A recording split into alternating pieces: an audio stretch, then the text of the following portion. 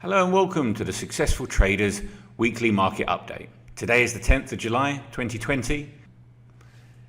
Now, for those of you who've spent the last few months of lockdown wishing you had a second house by the sea, now is the time to go out and buy it. UK Chancellor Rishi Sunak has announced a series of coronavirus recovery measures, including job retention bonuses for employers, a £2 billion scheme to create jobs for young people, and a temporary change to stamp duty.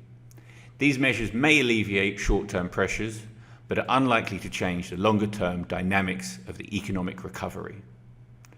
Two of the UK's biggest high street retailers, John Lewis and Boots, have announced 5,300 job cuts between them. For Boots, this cut represents about 7% of its total workforce. Despite the recovery in financial markets, we're in the midst of an economic recession. And these announcements serve as reminders that unemployment will likely remain elevated for some time.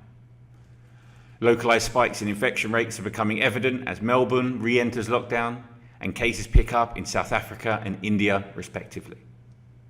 These are clearly a challenge for authorities and populations to deal with, but localised lockdowns are containing these spikes to pockets of infection far from the rate of spread observed earlier this year. Now let's look at the markets as a whole. So the UK MSCI UK last week lost 3.1%. Year to date, it's down 19.20%. The Europe MSCI Europe was down 1.8%. Year to date, down just under 7% at 6.9%.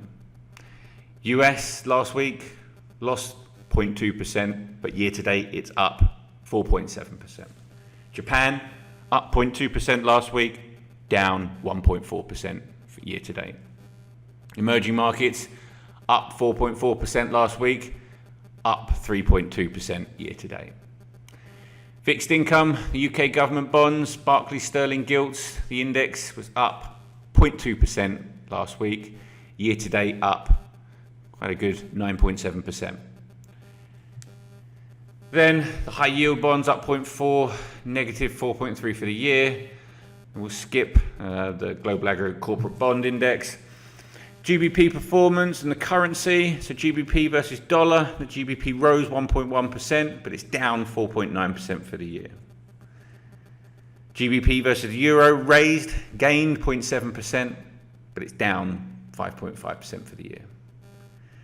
GBP versus Japanese yen is up 0.8% for the week, but down 6.2% year to date. Gold is seeing very good returns. Last week it made another 0.5% and it's up 25% year to date. Oil was down 3.7%, but year to date is up 28.5%.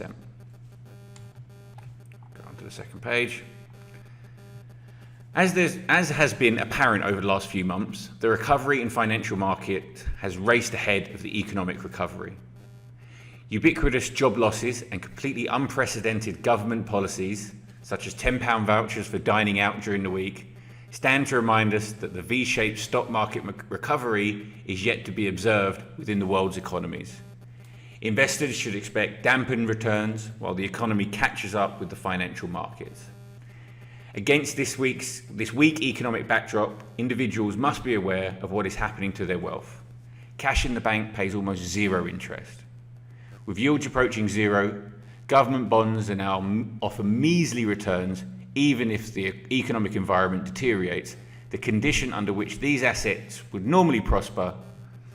Anyone with wealth that they have toiled to acquire and spent years saving away is forced to take some investment risk in order to preserve and grow their spending power.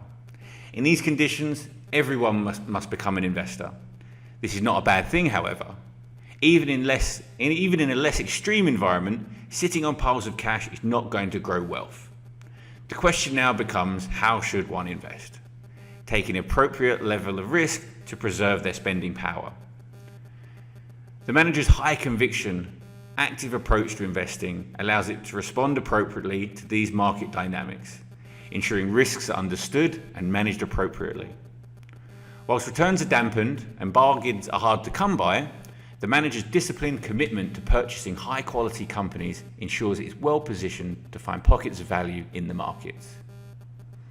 Now, quote of the week: "We must now realize the promise of America by trusting God, unifying our vision and building our future. I am running for President of the United States." That's from Kanye West, the American rapper. Just when you thought 2020 had run out of surprises, this happens. Rapper Kanye West has declared his candidacy for the US presidency. After businessman and reality star Donald Trump won the election in 2016, perhaps the rapper's chances are not as slim as they might appear. West, a 21-time Grammy Award winner, was immediately endorsed by Elon Musk, the chief executive of electric car maker Tesla. West made headlines last week after declaring, "I'm so proud of my beautiful wife Kim Kardashian," West, for officially becoming a billionaire. It appears that, at least if he were to win, the aura of modesty and humility would persist in the White House. Thank you very much from Sanlam, the fund manager. Thank you very much from VAM for FAM Funds. And that's all from us at the Successful Traders for this week. Subscribe and you'll hear next week's newsletter. Please let us know if you've got any questions in the comments below. Have a good day.